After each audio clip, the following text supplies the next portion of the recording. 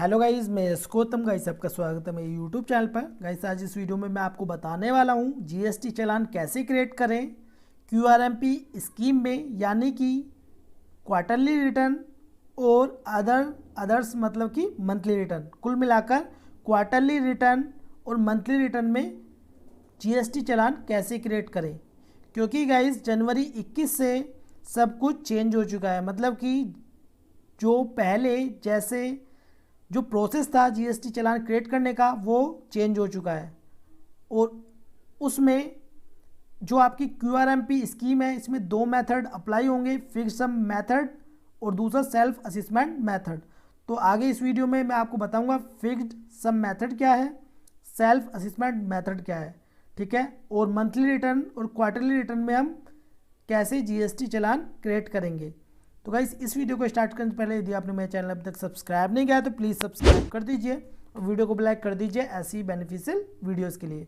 तो गाइस चलते हैं और वीडियो को स्टार्ट करते हैं। तो गाइस आपको जीएसटी चालान क्रिएट करने के लिए आपको जाना है सर्विसेज पर। सर्विसेज पर जाने के बाद आपको जाना है पेमेंट्स में। जैसे ही आप पेमेंट्स में जाएंगे तो आपके सामने क्रिएट चालान का ऑप्शन आएगा, उस पर क्लिक करना है। अब गाइस देखिए, जैसे कि मैंने आपको बताया है, अब पहले की तरह जीएसटी चालान क्रिएट नहीं हो रहा है, ठीक है। अब देखिए इसमें आ रहे हैं दो option, monthly payment for quarterly return. तो गाइस देखिए पहला जो ऑप्शन है ये क्यूआरएमपी स्कीम के लिए है जो कि क्वार्टरली रिटर्न है, ठीक है। अब इसमें क्या है क्यूआरएमपी स्कीम में, गाइस देखिए आपकी जीएसटीआर 1 और 3B आपकी क्वार्टरली रिटर्न फाइल होंगी, बट गाइस आपका जो टैक्स है, जो आपका टैक्स है वो मंथली पेमेंट होगी। क्लियर, वो भी 25 तारीख को। मतलब कि मान लीजिए हम जनवरी की रिटर्न फरवरी में भर रहे हैं, यदि हमारा टैक्स पेबल बनता है तो हमें वो फरवरी में 25 डेट को से पहले ही जमा कराना होगा, ठीक है। अब मैं क्लिक करता हूँ monthly payment for quarterly return पर। जैसे ही मैं इस पर क्लिक करूँगा, क्लिक करने के बाद नीचे हमारे सामने फाइनेंशियल ईयर आ जाएगा, जो कि हमारा फाइनेंशियल ईयर 2021 है और पीरियड है इसमें जनवरी, क्योंकि ये जनवरी से स्टार्ट हो रही है हमारी क्यूआरएमपी स्कीम, ठीक है। अब गाइस नीचे इसमें दो ऑप्शन दिए हुए हैं, 35% चालान और चालान ऑन सेल्फ असेसमेंट बेसिस। अब गाइस देखिए ये हमारे दो मेथड हैं, 35% चालान, तो ये हमारा फिक्स्ड सम मेथड। ये क्या है मैं आपको ये भी बता देता हूँ। देखिए इसमें प्रीवियस 3 मंथ का एवरेज निकालकर 35% इसमें आपका जो चालान है वो जनरेट कर देगा। अब कैसे, अब मान लीजिए आपने प्रीवियस 2 मंथ में आपका पेबल था और आपने वो जमा किया, तो 2 मंथ का 35%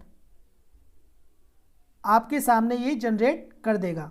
बट गाइस इसमें एक प्रॉब्लम हो गई है। प्रॉब्लम क्या है, ये सिर्फ और सिर्फ दिसंबर का ही जो आपने टैक्स पे किया है वही जनरेट कर रहा है 35%। मतलब ये प्रीवियस 3 मंथ का नहीं ले रहा है, सिर्फ दिसंबर का ही 35% ले रहा है यदि आपने टैक्स पे किया है तो।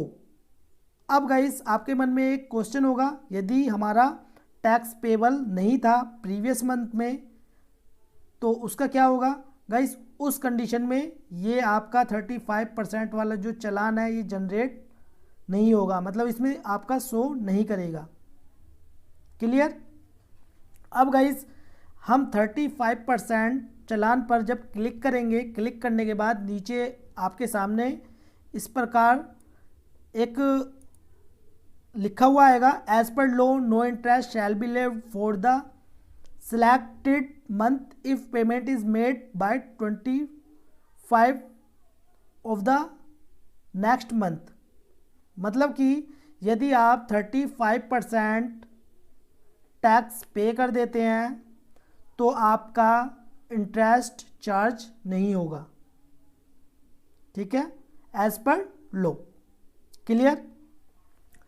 अब गाइस यदि हम अब देखिए इसमें व्यू लेजर बैलेंस, आप अपना इलेक्ट्रॉनिक कैश लेजर और इलेक्ट्रॉनिक क्रेडिट लेजर भी नीचे देख सकते हैं आपका कितना आईटीसी अवेलेबल है। जैसे कि इसमें आप देख सकते हैं आईजीएसटी में 3,22,191 रुपये है, सीजीएसटी में 22,224 रुपये है, एसजीएसटी में भी 24,224 रुपये है, ठीक है। टोटल कितना है 3,70,639 रुपये, और इसमें सेस भी 50 रुपये है।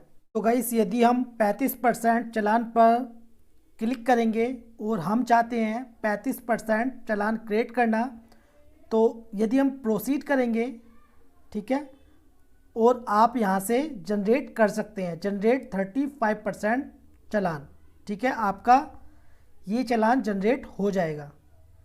क्लियर। यदि आप 35% जीएसटी चालान क्रिएट करना चाहते हैं, ठीक है। अब यदि आप चाहते हैं मतलब जितना आपका टैक्स पे बनना है, ठीक है, पेबल बनना है, आप उसको जमा करना चाहते हैं सेल्फ असेसमेंट बेसिस पर, ठीक है। गाइस अब मैं करता हूँ इस पर क्लिक। क्लिक करने के बाद देखिए नीचे फिर आपके सामने कुछ इस तरह लिखा हुआ आएगा, interest will be levied as per law in case of payment made through other than 35% चालान।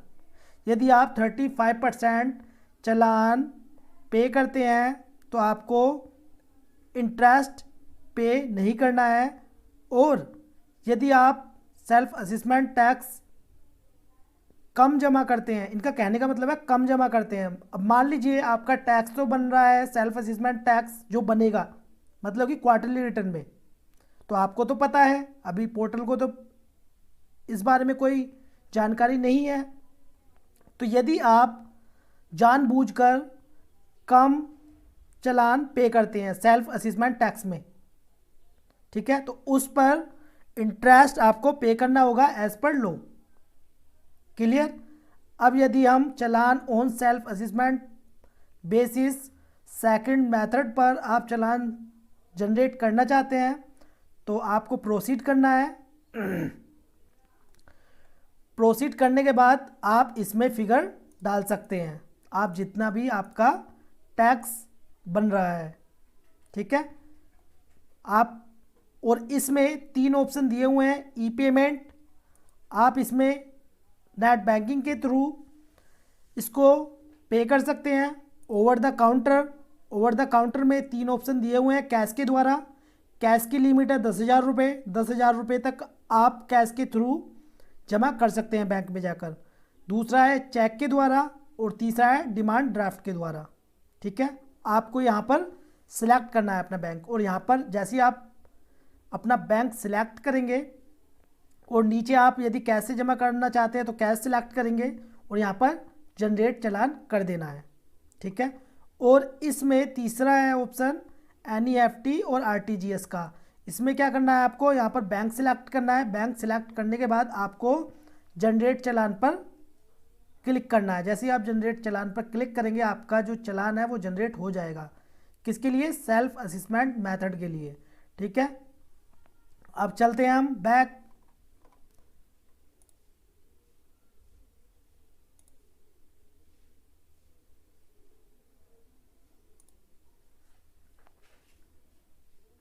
ठीक है। अब गाइज ये ऊपर वाला जो था ये monthly payment of quarterly return, जो कि हमारा क्यूआरएमपी स्कीम के लिए जीएसटी चालान क्रिएट करते हैं, ठीक है, पहले ऑप्शन में। अब एनी अदर पेमेंट, यदि आपकी मंथली रिटर्न है, यदि आपकी मंथली रिटर्न है तो आपको कैसे अपना जीएसटी चालान क्रिएट करना है तो वो भी मैं आपको बता देता हूँ। आपको सिर्फ एनी अदर पेमेंट पर क्लिक करना है और इसे प्रोसीड करना है।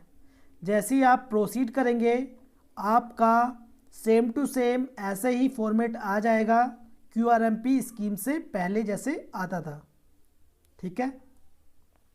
अब इसमें आपका जितना भी चालान है वो यहाँ से आप डायरेक्ट ही पे कर सकते हैं। और इसमें मेथड भी 3 दिए हुए हैं, ई पेमेंट जो कि मैंने अभी पहले आपको बताया था, over the counter, NEFT, RTGS। और गाइज अब मैं बात करूँ 3B के थ्रू जो हमारा GST चालान क्रिएट होता है, वो देखिए जब आप GST रिटर्न फाइल करेंगे, यदि आपका टैक्स पेबल बनता है तो वो ऑटोमेटिक ही वहाँ पर GST चालान क्रिएट करने के लिए ऑप्शन आता है।